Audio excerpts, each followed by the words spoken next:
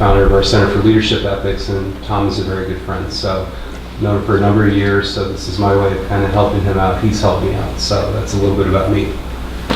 I'm Ken Brooks. I'm an attorney in San Diego, and I participate in this sort of program with the University of Arizona, and I'm very supportive of the work you are doing. Hi, my name is Tano Queen, and I work for a company called On Semiconductor based in Phoenix, Arizona. And you all business school student, right? Yes. I went to Thunderbird, graduated a few years ago, and I'm now working in the ethical field, so I'm very much interested in looking forward to your presentation. Hi, good afternoon. I'm Professor Jim Arnold. I'm from the Elpis College of Business at the University of St. Thomas in Minneapolis, Minnesota. So of course we're glad to be down in the southern climates, as I would imagine you are too. I am from the management department there, so that is my area of expertise. Welcome. Thank you. And would you like to go ahead and do introductions before I go into the formal part? Absolutely. Okay. Hi, my name is Albina. I'm a second year student in Source School of Business in UBC Vancouver.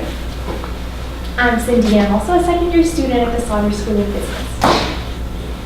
Third year student at Sauder School of Business. Fun fact, I've never seen any cactus this large. So it's nice to see sun and cacti. It's good times.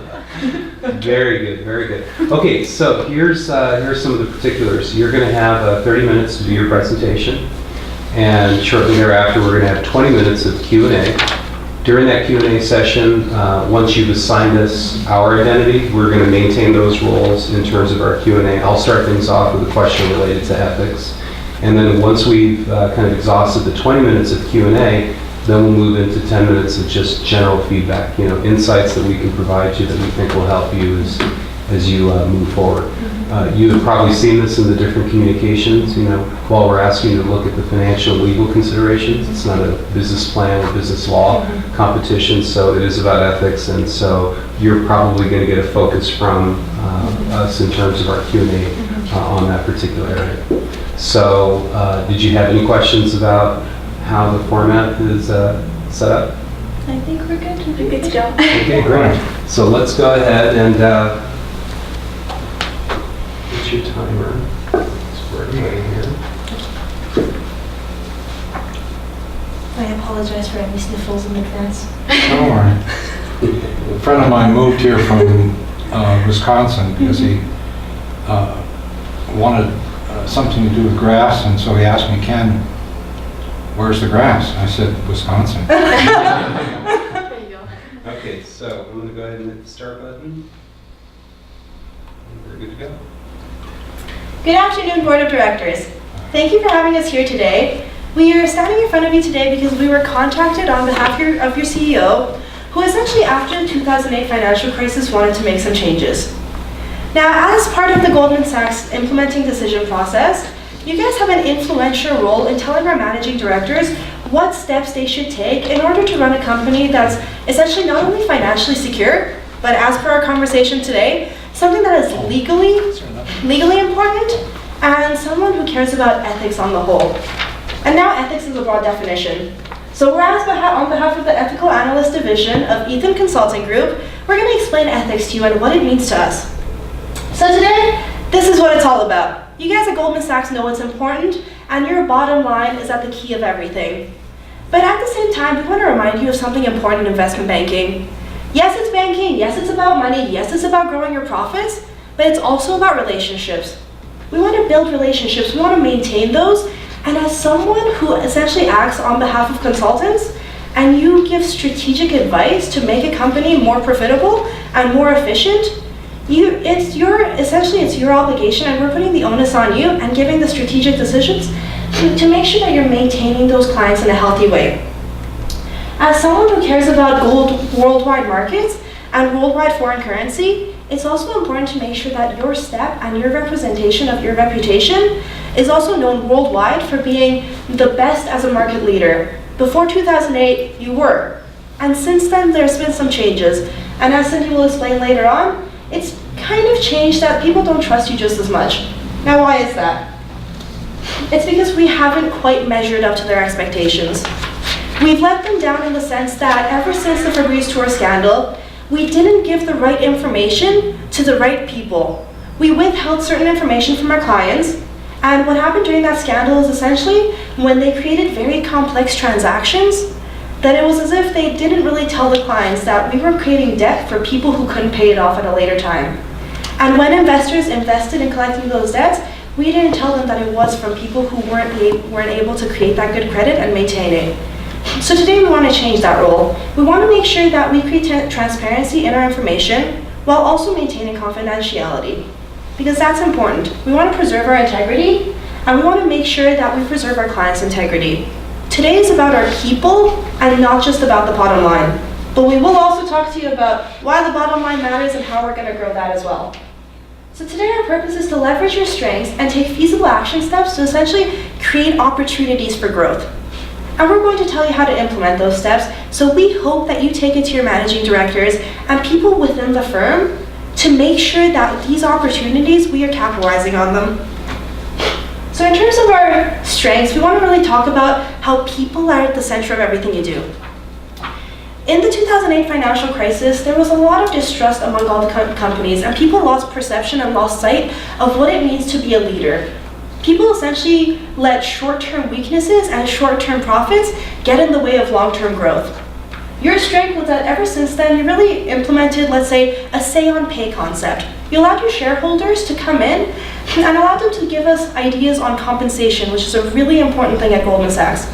People do get competitive compensation, and to them it's really important to be in a competitive environment. But at the same time, it's good for them to also have a voice. Another one of your strengths was that you were regarded as someone who people knew your culture, people knew you were performance-driven. There are other investment banking companies where people know them as very client-oriented and a little bit softer, but you are known as people who go out there and make sure that you get the job done. But can that also act as a weakness? Yes, it can. Because to some extent, when you want to get the job done, people take shortcuts. And we want to make sure that today we meet all of those expectations and we allow ourselves to not take those shortcuts and compromise our work. Because what Fabrice Tour did essentially is at the heart of it, there was a fraud. He denied information that was important to make an informed decision, and he took away what people needed to know to essentially go forward and do something good for the company. And in terms of fraud, I just want to tell you a little bit, and as you all know, fraud is comprised of 3 different things: motive, opportunity, and means. In our solutions today, you're going to see that we target all of those. We want to take away that opportunity. We know everyone has access to the books, and we know everyone has access to being essentially on the head front of accessing with these monies, but we also want to make sure that it becomes more about maintaining your integrity and allows us to essentially take away that rationalization that in the past I used to be #1 in the company, so I'm going to take a few shortcuts to get there again. Why not? Everyone else is doing it. Those are some of the rationalization we see, and that is something that we want to overcome. In terms of opportunities, I really believe that relationship management is going to be the core of what you need to do today. And you'll see later on, I'll remind you of your business principles. We're not asking you to change what's at the core of your company. We're asking to remind you of what's important to you and your assets or your people. In regards to threats, we're looking at this in a different way. Regulations that come into place and certain business obligations that come into place are something that maybe put a little bit of a threat on how you want to run your business and how you want to do it. In 2008, after the 2008 financial crisis, Obama put into place the Dodd-Frank Act. That was essentially to make sure that there was legal obligations that everyone had to be accountable to and make sure that the 2008 financial crisis doesn't happen again. So today we want to take those legal obligations and make them into an opportunity. We want to shift the focus, and what we're also doing is our solutions is also implementing the Dodd-Frank Act into our internal process. We want to make it as part of the company process. So we want to create a balance. It's all about balancing ethics with profitability as well as legal issues. And how do we do that? Because that's a bold statement. And that's what I want to talk to you today about. So again, these are your principles. And they're a little bit off-form. So essentially what happens with your business principles is you're open-minded, you're innovative, you're driven to perform, and you're future-oriented. We want to remind you that you care about creativity, you care about people who want to offer superior returns. And you care about your people, your capital, and your reputation. And when I want to talk about capital, is not just money. There's human capital, That's your labor force, that's knowledge. Those are important things as well. So we want to put the stress of the emphasis on putting your clients first. Your investors are your biggest assets because without investors, there would be no Goldman Sachs. It is crucial for you guys to maintain a really good relationship with them in terms of its financials. There are certain financial variables, for instance, like EBITDA, as you can see right here, that show that a firm is doing well. EBITDA is essentially earnings before income, taxes, depreciation, and amortization. You can see here in 2003, the firm was performing really well. It had overall good financial health, which indicates to investors that the company is going to profit in the future. It essentially means that you're able to sell your goods and services at a rate where you're able to cover your fixed costs. But that was not the case during 2008, as you can see a negative EBITDA ratio. Now you must be thinking, what does EBITDA have anything to do with ethics? Well, it has everything to do with ethics. Because EBITDA has nothing to do with macroeconomic issues, it has nothing to do with the downturn of the economy or the recession, despite the fact that it was in 2008. Because as you can see, Goldman's biggest competitors, JP Morgan and Merrill Lynch, they had a positive EBITDA ratio during that same time period. So if it was because of the recession, they would also have a negative EBITDA ratio, but that is not the case. As you can see here, their EBITDA actually increased from before the financial crisis, indicating that they performed better than Goldman Sachs after the financial crisis. Now, this means that investors view Goldman Sachs as being less performance-driven than its competitors because the EBITDA ratio is higher. So essentially what happened was that your investors went to your competitors. They bought their shares, as you can see here, where your share value actually increased before the financial crisis, which is how you guys got your brand image of being the big dog on Wall Street. You guys were the best because you guys went from 10% to 200% increase in share price. Before and after the financial crisis, you performed below Dow Jones, S&P 500, and were your biggest competitor, JP Morgan. You went from being the best to being the last. Now, in terms of demand and supply, your share price essentially means that the demand for your share was less than the supply of it, indicating that either your investors sold their stocks right after the financial crisis, which drew the price down, or new investors just didn't want to invest in you guys. So why don't investors want to invest in you guys? It's because they lost the trust. They lost credibility over you guys. And so you ask, what's the difference between you and JP Morgan? Well, essentially, you guys offer the same products, you have similar people, similar management. The only difference between you and your competitors is your reputation. And you get better clients and better deal flow because of that. And once you lose that reputation, that credibility, you're left with nothing, as you can see right here. So we're gonna focus on how to improve on that. But for now, we'll show you more evidence. So right here, we have some more variables to show. Enterprise value decreased right after the financial crisis. So the enterprise value essentially is the overall value for the firm. It's a theoretical price that gives investors an idea of how much you're going to grow in the future. So if you were to go bankrupt tomorrow, your enterprise value gives investors an idea of how much money they would get. So it's an acquired value. Then you have your revenue per share.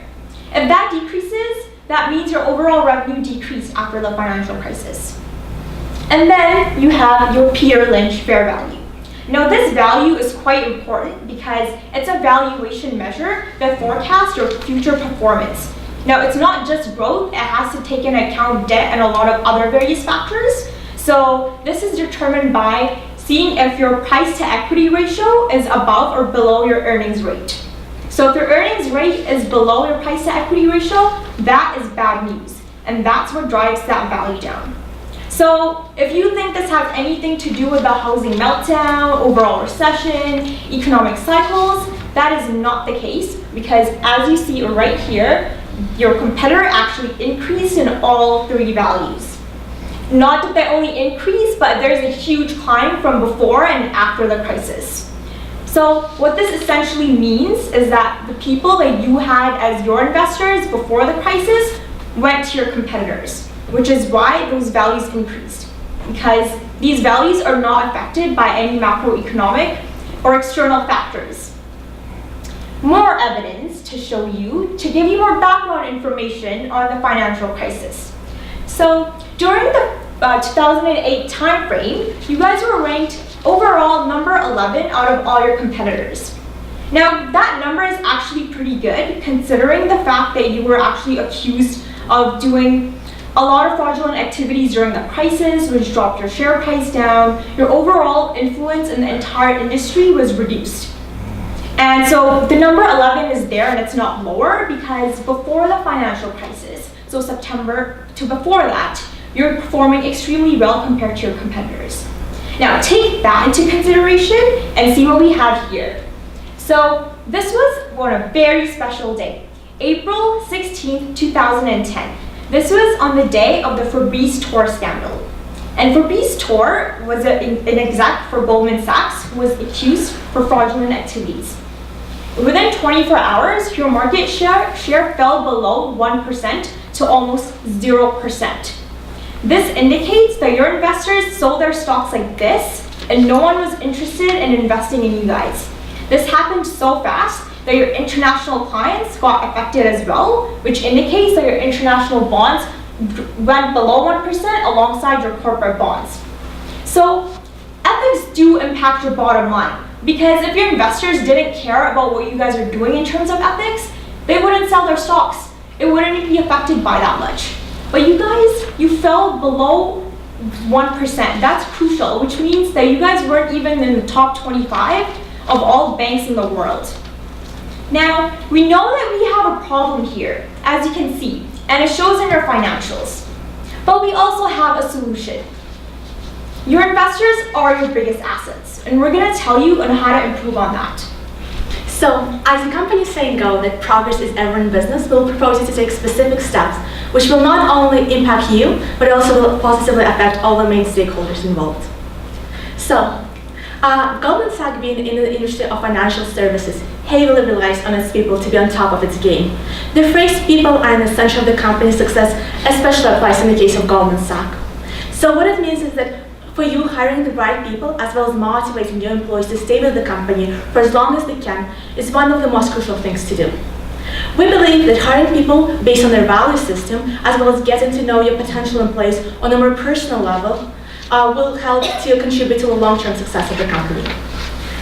As well as building a strong corporate culture through team building activities as well as company retreats will increase the employee retention rate because of building a better working place. So that's one of our recommendations. Let's move on to the ethical risk management. Since for an investment bank like Goldman Sachs, managing risk is one of the most important things in their activities. However, since Goldman Sachs deals with lots of money and people on a day-to-day basis, there are a lot of ethical concerns which can arise from day-to-day activities. And as a result, currently there is, in fact, Goldman Sachs has been sued of over $2.7 billion because of its activities. So what we want to make sure is that Goldman Sachs should be predicting in advance all the possible ethical issues which can arise in the future, as well as implement ethical concerns in its risk management consideration. And this will not only improve your public's image and gain your client trust, but it will also save you a considerable amount of money. Another one of our proposition is to create an ethical code of conduct. We need to come up with a set of guidelines of ethical standards of behavior, which will be signed by all the employees in the company and will ensure that the companies follow these ones. We're going to make sure that all the employees follow this set of guidelines by having a zero tolerance policy, and we will significantly reduce the chance of any potential fraud happening in the future. And finally, transparency. Goldman Sachs as an investment bank, it's very important for it to communicate all of its relevant information to the stakeholders who can get impacted by it, including clients, shareholders, potential clients as well, employees, as well as partner companies. To gain its trust and loyalty of its stakeholders, Goldman Sachs needs to clearly communicate how it's contributing to the value, to the stability of the economy and success of the economy, as well as how the value it creates filters the society, not just building wealth for a few. Now, let me walk you through the timeline of our solutions. So all the changes in the hiring department and in the corporate structure should be started with the HR department of the company. What we're proposing is that in the next 4 months, the company should conduct ethical training for the HR team, and as well as implement ethics consideration during the hiring process for all the potential employees. From October and onward, the hiring managers should be focusing on intrinsic motivators of potential employees and make sure that they align with the bigger vision of the company's goal. And next thing would be is to provide our current employees more flexibility in their job duties, so they will feel more in control of what they're doing, and as a result, they will feel more responsible as well as accountable for their actions. Another thing to do is to create a better workplace by holding annual company retreats, which will be focused on building relationships within the company. And finally, we want to conduct a separate training for all the influential and senior positions in the company so that their actions could be set as an example for everyone else. Moving on to the ethics risk management. We believe that in the next 4 months, the senior management team in your company can come up with a list of criteria, of ethical criteria, which could be added to the already existing risk management ideas. And they could be passed on to your managing directors by next January, so starting in next February. The company could already start managing risk in an ethical manner. The next thing would be is the ethical code of conduct. What we believe the company should do is to come up with an effective way for all the companies in place to contribute their ideas to building this ethical code of conduct, because it should be something internally generated and making sense to everyone in the company. The set of guidelines will make sure that all the employees are intrinsically as well as intrinsically motivated to contribute ethically to their company. And finally, transparency. Since communicating all the relevant information is very crucial for Goldman Sachs, this should be an ongoing process and should be started right away. As well as client relationship management is very crucial to the company's success as well. So what we want to do is for the company to focus its intention on building and maintaining its relationship with clients through, for example, wining and dining, as well as updating its clients on all the possible business opportunities as well as market updates on periodic basis twice per year. So that's our implementation timeline.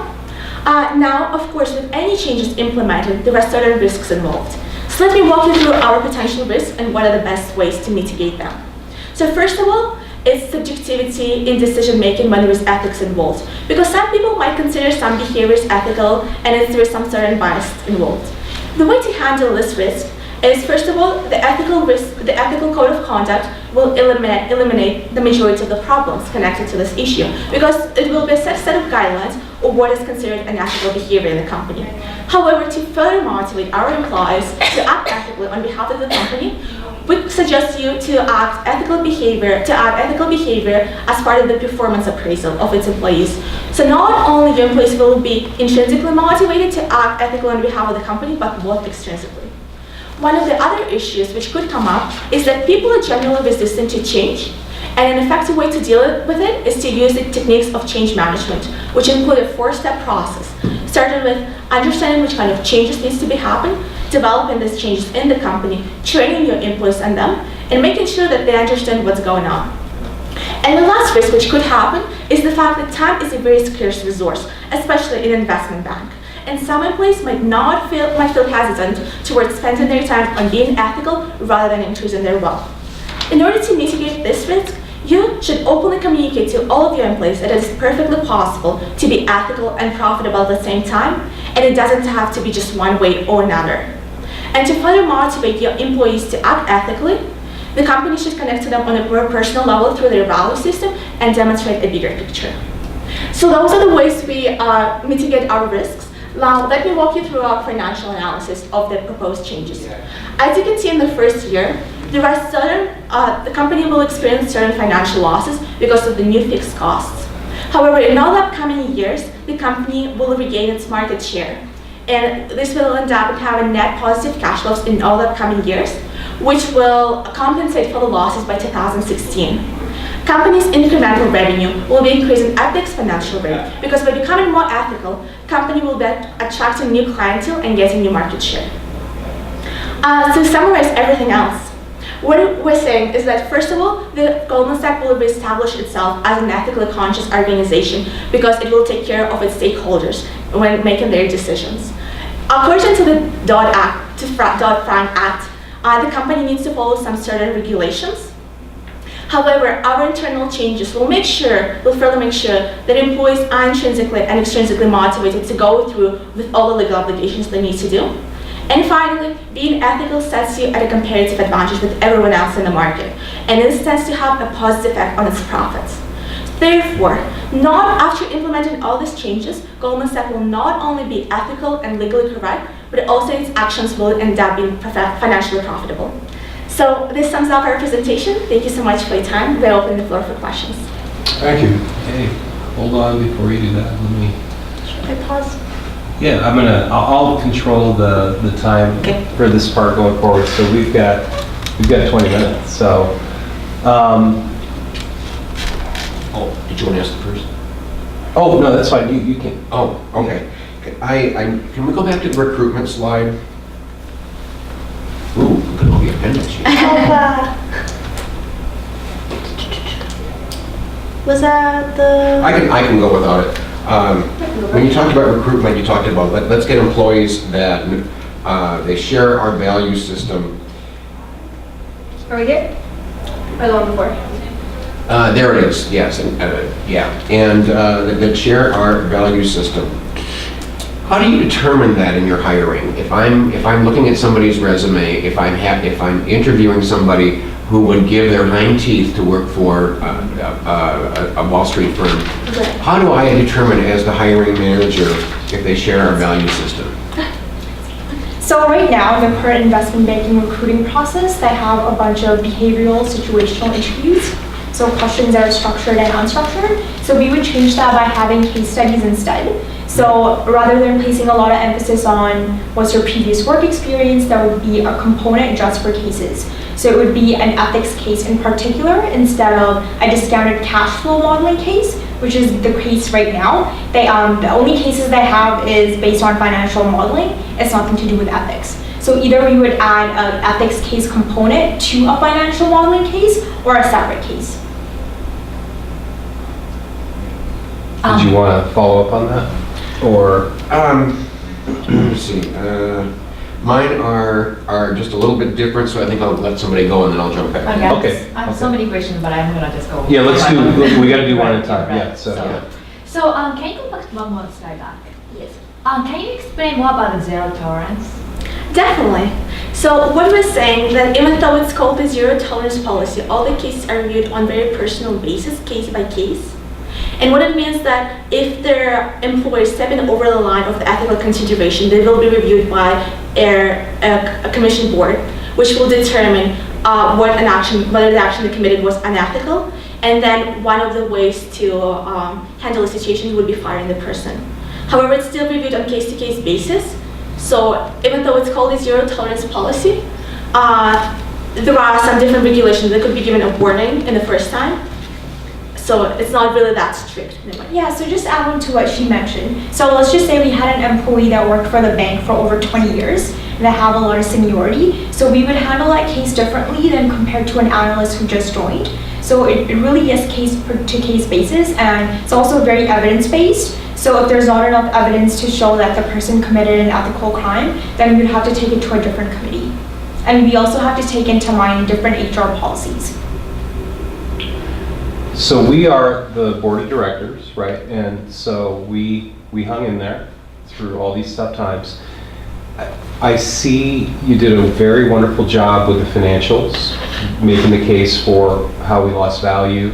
But what I don't know, and since you're focusing on our people, is what happened to our people? I mean, I need to know what actually happened. If you want to pick 2008, what was the loss of our people? Since the focus here is on kind of a new culture, I need to know how many of our people, what percentage, and what segments of the business did we lose people, and where are we at from an overall workforce standpoint? I need a little bit of clarification on that. Does that make sense? Yes. So just to clarify on your question, in terms of people, do you mean employees? Our people at Goldman Sachs. Employees? Our employees. Okay. So since the focus here is on a new strategy, trying to gain new employees, a new type of employee, is that a fair assumption? I need to know what happened kind of before and after. Okay, So during the financial crisis, there was a huge loss in the trading department specifically. So many traders got laid off and even fired because you simply just didn't have enough capital to afford the wage and salary differences that you had before the crisis and after the crisis. So layoffs were pretty common, and a lot of your really gifted and talented traders and bankers went to other firms. So that was a huge loss of talent as well. Does that make sense? Yeah, so I guess there's an abstraction here. So how many traders did we have? What percentage of those traders, and where are we at now? I believe it was 15 to 20% that got laid off. Okay. And the overall loss for the firm was about $3 billion in terms of its profits. And also, if I may add, it's not just about the people inside the company, but one thing we kind of want to touch on also is the perceptions around it. So after the 2008 financial crisis, there was so much skepticism around the company that whenever it was seen that it was doing very well in terms of performance, people regarded it with skepticism and they didn't trust Goldman Sachs anymore. So it came to the point that the biggest thing that made you guys strong, which was you being driven performance, or performance driven, is that ended up being your downfall. So now anytime you do well, people are wondering, was there some essence of fraud involved in that? Are the people acting ethically? And how can we return to them again and make sure everything goes the way we want it to? So I'd like to also touch on that beyond just the inside, it also matters that it kind of reduces the morale of knowing, no matter how well I do, it's always going to be regarded as someone in a negative light. And we want to fix that.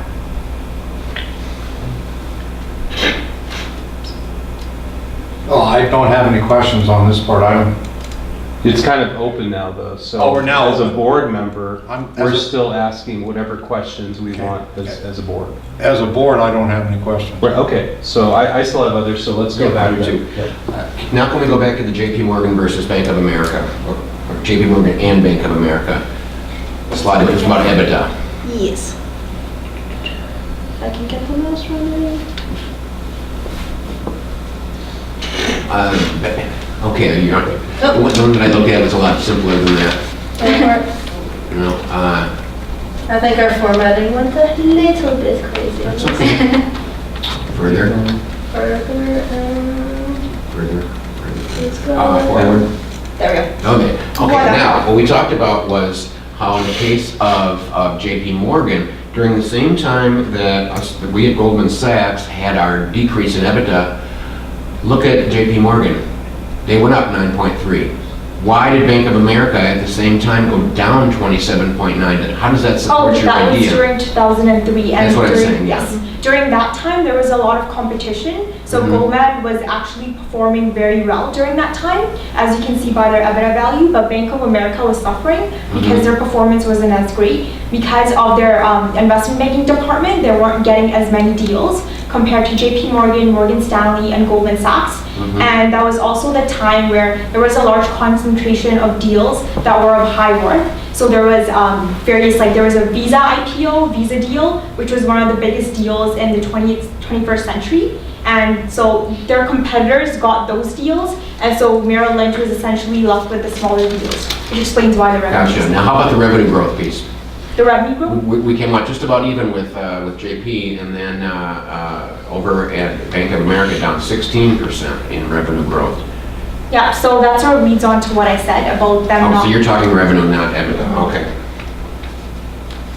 Go ahead. All right, so refresh my memory, how many employees do we have currently? How many locations worldwide do we have? I believe there's over 200 locations in different cities around the globe. Okay, And so employees would be over, I would say, 200,000. okay. And the ethical culture you mentioned is based on the US culture? Yes, it's actually based in the headquarters location in New York because they're the ones who have the authority to implement any changes. So if you had an office in Dubai, for instance, they wouldn't have any authority to implement any changes because they have to refer back to their head office to have any policy changes. How do you tackle the cultural differences in ethical terms? If I Each may- culture different, right? How are you gonna tackle that? If I may actually touch on that, that's one thing we discussed entirely, and that's kind of the idea of moral relativism and how in one culture where something might be accepted, in other cultures is looked at in a horrendous act. So let's say gift giving in one culture could be something as a peace offering, something that gives me that I appreciate you, versus in other cultures it might be an act of bribery. one thing we want to focus on this is almost give universal values, and I know that's hard to define, and we kind of went back and forth on this too, but we believe everyone in this world and who we deal with has the right to have informed information. They have the right to have control, and even though we're acting as consultants, we're not saying tell the world everything you know, because there's confidentiality in practice, and I think that's important, that it remains between you and me when I'm kind of dealing out a client with you. If I'm having a process of maybe going through an IPO, that remains between us. I think that's consistent throughout the world. I believe that you deserve to have the same information that I have if that helps the decision-making process, and I think that should be consistent everywhere. And along with that, the culture shifts is that we're kind of focusing a lot of, again, being performance-driven, but also making sure that you put the other side on the other side of the table before yourself. So yes, performance to us matters, and the bottom line matters. And at the heart of it all, headquarters has the ability to change this, because we want to know that everywhere throughout the world, people can come to us. I think that's the message we want to make, is that no matter where you go, Goldman Sachs remains in the fact that it puts our clients first, and the person on the other side of the table still has control, and we don't take that away from them. So just to add on to what she said, so it is true that if you're in like Dubai, for instance, you don't technically know what's going on if you're in the headquarters office and the Dubai office. So what we've come up with is to have ethical officers in each of the different locations around the world. So this would be essentially, as she mentioned, additional training that's going to be given to the managing directors. And so aside from the fact that they have to get more clients and deal flow for their different departments, they're also going to have ethical training, so they're going to know on how to regulate the various ethical issues that arise in their departments. So they're going to ensure that the ethical culture is the same. Okay, so what is this going to cost? Okay, Can you go to the slide? And the assumption is that this will be driven from HQ, but it will take into consideration the fact that we've got this global Right. footprint. So what is this going to cost? And then in very basic terms, what is the ROI? So let me walk you through the analysis. First of all, there are some fixed costs. It's not super clear, but okay. So we're considering looking at the incremental revenue, which is basically the difference between the revenue this year and last year. And our costs, they consist of a few things. First of all, it's retraining costs, which account for the fact we need to train our HR department, all of our employees. And they tend to drop drastically because the first year is the most intense one, and then as we go further, there's less training involved. However, we still have annual training to remind everyone about, for instance, the ethical code of conduct. So there's still some cost involved in that. Also, the company retreat is a constant fixed cost. It goes throughout all the time. Next, we have client relationship management programs, basically helping establish their relationship with clients, for example, through wining and dining or any other activities, as well as other administration expenses, which go down because of the changes implemented. So they're really high in the first few years because the new changes are brought into the company. However, they tend to go down. So what we're assuming, there are currently 33,000 employees in the company. The training expenses start at $1,500 per year per employee, and they come down to about $550 in 5 years. It tends to gradually drop. Company retreats were counted about $700 per year per employee, and I think it's very reasonable to spend that much on new people. And so Goldman Sachs incremental revenue, we say that in the first year nothing changes, but then as the company increases its market share, its revenue increased by 0.25%, and it keeps on increasing throughout the next year because the company becoming more ethical. Other publicity starts talking about it, so new kind of clients start joining, especially with the new kind of a generation Y who are becoming more ethically conscious about their consumption. People are looking for new solutions in terms of their financial services they're looking for. So even in the long term, these changes will really provide a great financial profitability as well. Because people are looking for new solutions, for instance, impact investing, or investing money into something which does a positive change, or at least doesn't harm anyone. So, any questions about that as well? Yeah, I've got it, but I'm gonna. Do you want to follow up on? I'm just gonna pull something out here. Right. I think we all know a thing or two about training and costs. Mm-hmm. That's $700 per employee per year. You mean 1,500 for training? No, for a retreat. Oh, for retreats, okay. Where did you get that figure from? It was an assumption that that's how much we were willing to spend, and that's what we thought was reasonable to spend per year on a person, with having a few events throughout the year. We also wanted to implement like the case competitions within that, along with the mentor-mentee program, which we believe will be kind of crucial during the case competition period. Because Cindy can touch on this, but once the firms essentially hire new employees, there's actually a transition period where they do get assigned a mentor and a mentee. And during this period, it's a little bit more about being performance-driven and learning the technical aspects of things. But at the same time, now we are adding a little bit more in terms of the case competition aspect, in terms of the performance-driven, and teaching them not only the back end of things, but also how to present yourself in the best light so that we can grow and change this culture with the new incoming employees. So we thought it would kind of start at a higher rate, and once we get a little bit more hold on it. Yeah, I see the value. I'm just, did you base that on an industry average? Yes, it was. Okay, and where did you get that from? So this was figured out by, we used the training process that analysts go through for their internship, which is similar to having a retreat. So we sort of took that frame and we applied it to having the actual analysts, like when they're hired, towards that frame. So essentially the retreat isn't going to like an elaborate place. It's moreover, you're devoting money towards improving the mentor-mentee program, and there's various other training programs. But instead of allocating it just for technicals, it would be moreover enhancing, sort of teaching them about ethics in a fun way. This would be for junior employees. Okay, I have both a micro and a macro question here on the same variable. And it's based on the fact that a lot of stuff tends to get dumped into the HR area. And knowing a little bit about the management and HR, I know that can be very tough on the HR people. So let's go small picture here. You talked about ethics in a performance appraisal. Right. I am a entry-level manager. I have just graduated from a great program in Vancouver, and I have joined the company.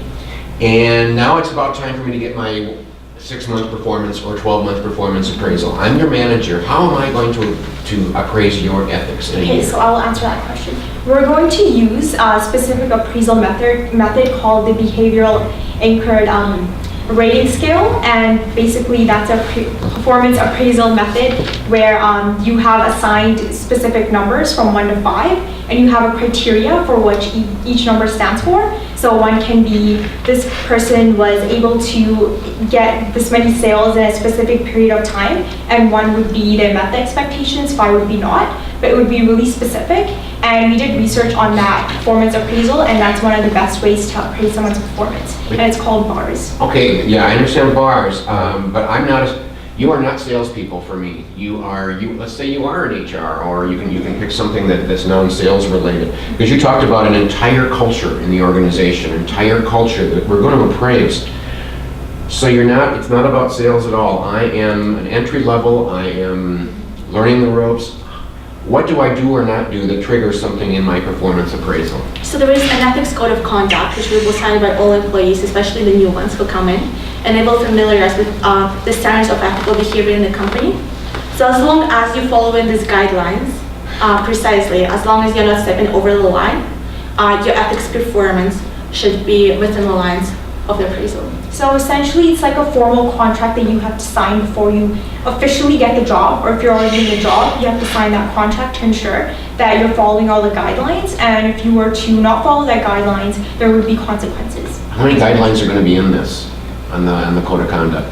This is something which will be discussed within the companies. We decided that employees should contribute their ideas because we want to come up with something employee generated, because it should be making sense to everyone in the company. So it's not for us to decide, it's for the company to decide, for the management as well, for the company's employees. So then now I have to ask the big question. This goes way back to the Kirkpatrick model of training. 5 years down the road, we've spent all this money, we trust you, and we think that this consulting firm has a lot on the ball. 5 years from now, or maybe 10 years from now, how do we decide with all this money that we have now taken care of this whole ethical issue, and how do we divorce it from whatever would have happened in the market anyway? I think that's a great question. I just want to throw it back at you to make sure I'm understanding correctly. Sure, absolutely. So it kind of goes down to the fact of once we've reached our goals, which we've outlined today, and once we've worked for you to get to the place that we want to be with our employees and our culture, and essentially what we believe are our current ethical standards, then how do we kind of de-escalate from that and make sure that it now goes into the maintenance process? Yes? Okay. So perfect. I'm really glad you... Well, no, not so much. okay, not so much. I'm talking about 5 years, we're just saying, all this money, what's our ROI on this? How do we really know we've done this? And the maintenance piece, boy, if we've done it, that's fantastic. Then the maintenance piece, I'll start giving you more money out of my own pocket if it's working. But how do we really know if it's working when there's so much else that shows up in ROI and every other financial piece? How do we know that this particular initiative worked? And really quickly, this will be the last question for this section because we're at time, but then we'll get to transition to feedback, so please. So that I want to touch on because I think it's really important, and one thing that Albina mentioned as well is that ethics is highly subjective. But one thing we want to develop throughout this time is the fact that we want to shift people from going into taking shortcuts whenever they see the possibility to essentially grow their own bottom line, to we want to see a culture where people are being very process driven. Because at the end of everything, there's a saying that says there's people who's at the heart of a culture and there's your placement and everything, but process is very important because it shows that even though there's any variation of ways you can carry out an act, there's a certain end goal that you want to take and a process that you want to take that essentially leads you to, I'm kind of rambling, but what I'm trying to get at is you should follow a process instead of taking shortcuts within that. We know as people become more senior and they grow higher in the company, there's going to be more ability to say, I know this knowledge and why not take a few shortcuts here and there. We want to say that by the end of the time, in the next 5 years, and hopefully by 2018 when we finish kind of implementing this and you're seeing your revenues grow, you're seeing that your employees are able to follow a process effectively and allowing other people and kind of empowering them to be more proficient in their business. It's not just about you sitting on the other side of the table and telling the managing board of directors to grow your profit while also maybe being efficient and maybe managing your bottom line, but we want to also see internal improvements within the culture and within the person. We want to see that they're able to now empower people because that, as I said at the beginning, it's a lot about kind of becoming that person who becomes a consultant to them. Yes, in investment banking, there is a lot to carry about in terms of regarding your financial analysis and how you're growing your money. But at the same time, it's about you being a consultant during IPOs, during mergers and acquisitions, during whatever they're doing with their capitals and their equity. We want to see you empower them. And we would be more than happy to work with you to make sure that there's specific guidelines in place to measure this. And I think today is just the start. Okay, so we've got 10 minutes to offer you some feedback on things that you did really well, some things that you can do better. So I'll just kind of kick it off and then we'll kind of work our way through. First of all, your level of professionalism was fantastic. You owned your presentations. It was really refreshing to see how light the content was, but how rich your description was. So I really want to commend you. I wish that the level of analysis that you did at the macro level with the financial loss of business and what was happening with competitors would have been transferred over into your recommendations. What you shared when you talked about recruitment, risk management, ethical codes, communication strategy, that's nothing new. Every company has that. Every company, I would argue that even Goldman had this before the event. So what I was looking for, what I want you to think a little bit about are what are some other elements from the ethics and compliance space that are game changers. You didn't mention at all a third party. When you've got serious issues of trust both within the firm and outside, one of the best ways, one of the most effective strategies is to employ a third party to come in and if nothing else, be the intake for concerns that might be generated from within the firm or outside as well. So I don't know about the group here, but I thought it was interesting that wasn't included. Having an ombuds program within the firm. We did have a third person, and that was third party. Yes, a third party that would train the managing directors to become the ethics officers within their department. But that's different though. So if you have people within the firm, if you have young traders that maybe are still in a culture where it is just make the numbers and they don't know where to go to because the management is pushing that, one of the effective vehicles is for the company to have a third party that they can report to anonymously. that will be the intake, that will also help restore confidence in the employees, and by extension, from what you shared, confidence of clients. So that's something that I want to offer to you as kind of a point of consideration, because I think that's really important. And you were touching on such a huge area. I would want to hear, what are some incentives, real incentives that you can provide employees in risky positions to do the right thing? What is the compensatory value? I mean, the fact that it's risen to a level of urgency in the evaluation process is good, but I didn't hear the specifics of rewarding people for doing the right thing, specific metrics that could be looked at. That is that next level of analysis that I think really kind of gets to the cultural change that needs to happen. So I really like your presentation, and I'm going to tell you what I really believe is my feedback is purely to help you as you get to the next levels. So I want to share that with you, and believe me, the critical aspect is good, because I really, really think you have something special here. Okay. Pretty much. Okay. Okay, so. Sorry, okay. Okay, so very impressive. Great job. I really like your presentation.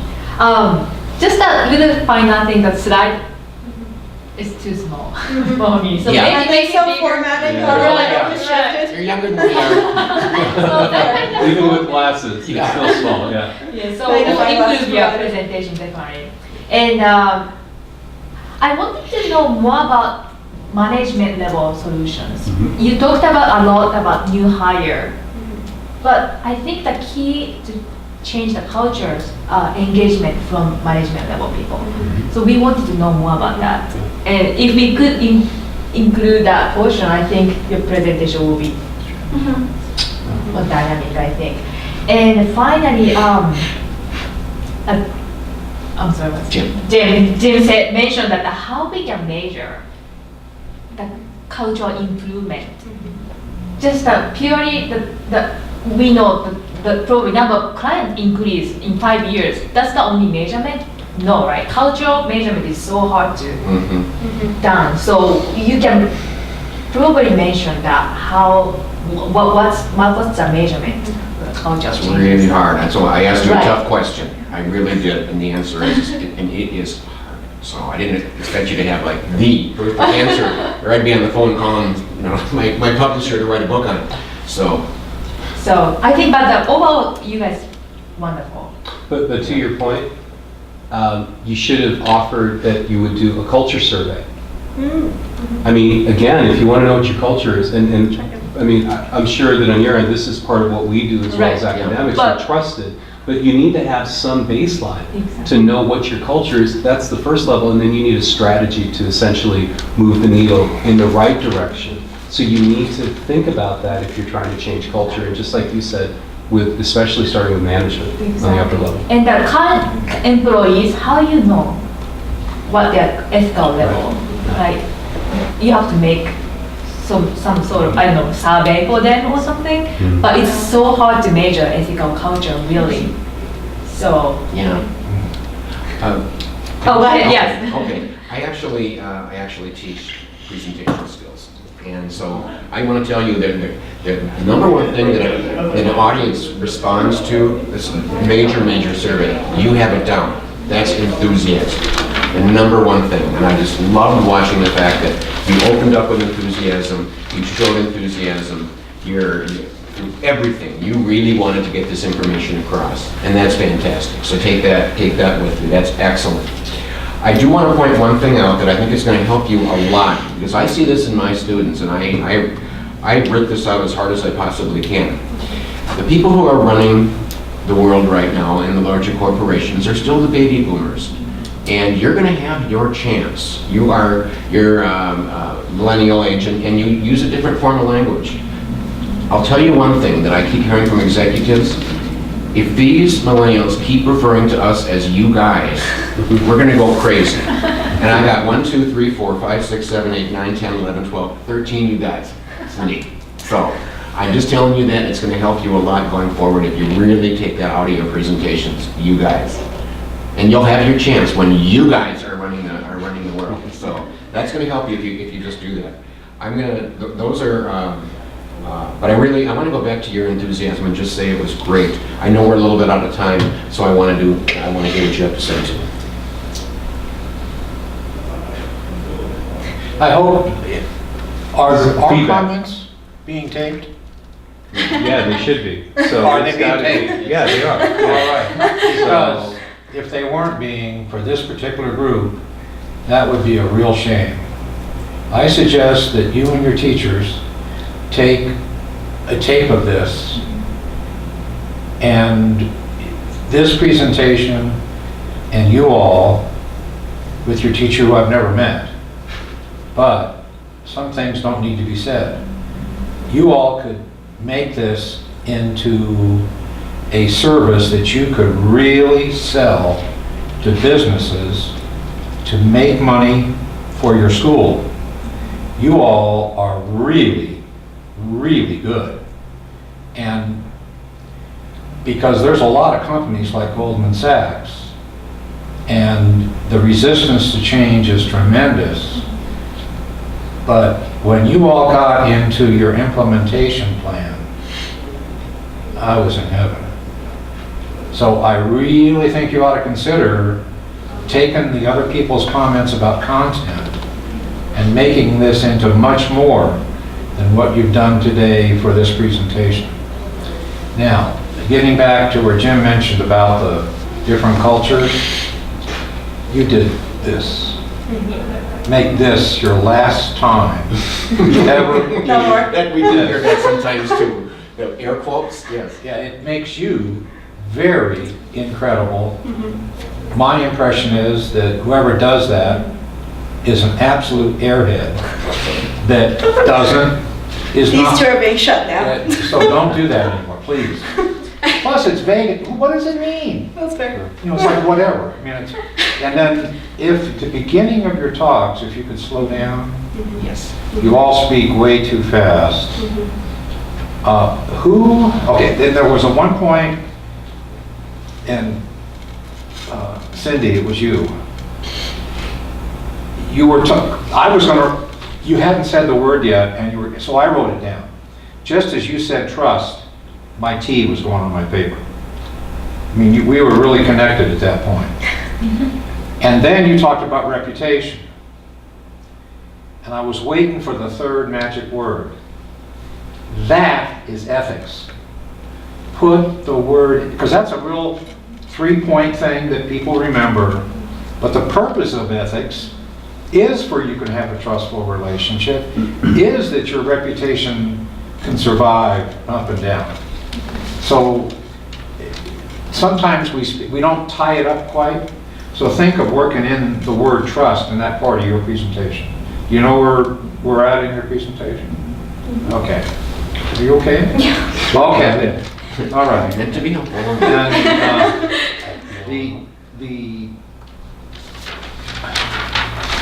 the only other really, your language. This is good. No, that's all right. Forecast of ethical problems. That so relates to business. Because it just does. And your other phrase, relationship management. Now, and you skipped over that pretty quick. Because that's when Paul was talking about your ombudsman and the culture survey. That's all in there about relationship management. And maybe the competition is too brief in time, but when you develop this more to go on the road, work on that. Yeah, I'm gonna just say one last thing, and I'll just look to the panel here to see if there's general consensus. Because you had those 4 platforms that you were looking at, the recruitment, the risk, you had your ethical code and a communication strategy. What would have been very powerful for me at least would be if you took an employee at that most at-risk part of the business and literally showed us a face and showed us how with each of these engagements, what it would mean for that employee. Does that make sense? So really. Now that's not easy because then that really forces you to really think down to the very kind of foundation what it means, but that strategy for me is very effective in any presentation, whether it's MBAs or doctoral students or in consulting work, because then that breaks the abstraction. Then that brings it really back home for me, and I can see, and you get the confidence from me that you've thought this through. So I just want to offer that, and I don't know if the group agrees or maybe has a different take on that. Do you mean use a real person? So take my face or a fictional person and say, Paul here is, been 6 months on at the trading desk in New York. All right. His profile is, 28 years old, took a business degree from NYU Stern. He is your type A personality. But he's fictional. He's fictional, but I mean, it's a real, it's conveying a person. Here's what our proposal in these 4 drivers, So you see this the is what it would mean for director, him someone? or her. Because then you can isolate specifically what the experience will be. Oh, so you're predicting experience then? Well, no, I want them to flesh out what it means specifically for recruitment. Like, what is Goldman going to do different on the recruitment side? Maybe part of their assessments or inventories are new or different and are kind of groundbreaking because there's an actual ethical component that has some research to back it up. That if you match this profile, you're a lot less likely to engage in the type of behaviors that got the firm in trouble. So you can walk us through each of these elements, because I know you're thinking about this. I just want to see it, I want to touch it. That would make it very more touchable, and it would make it very much more real to me. Oh, I mean, I think, Oh, yeah, it would. Yeah, I agree with everything. If you've timed out your 10-minute, please slow down. I'm going to agree. That's my second comment to most of my students. Slow down and just try and pause a little bit so that the audience can take in more of your information. We need time to digest, just like it's food. So take your wonderful enthusiasm, take some breaths, allow your audience to take some breaths, and they are going to love you. yes. They will. They will. Your enthusiasm is so infectious. Good work. Hey, good job. Okay, so, yeah, that concludes our session. Now our judges, we get to do the hard work of actually doing the evaluations, and I'll collect all of yours when you're done here. But Thank you guys. Yeah, well done. That was very cool. Well done. Thank you. Well done. Good luck. Thank you so much. Good luck. Thank you for all the advice. It's all meant to be positive. Hoorah. Absolutely. Very nice to meet you. Very nice.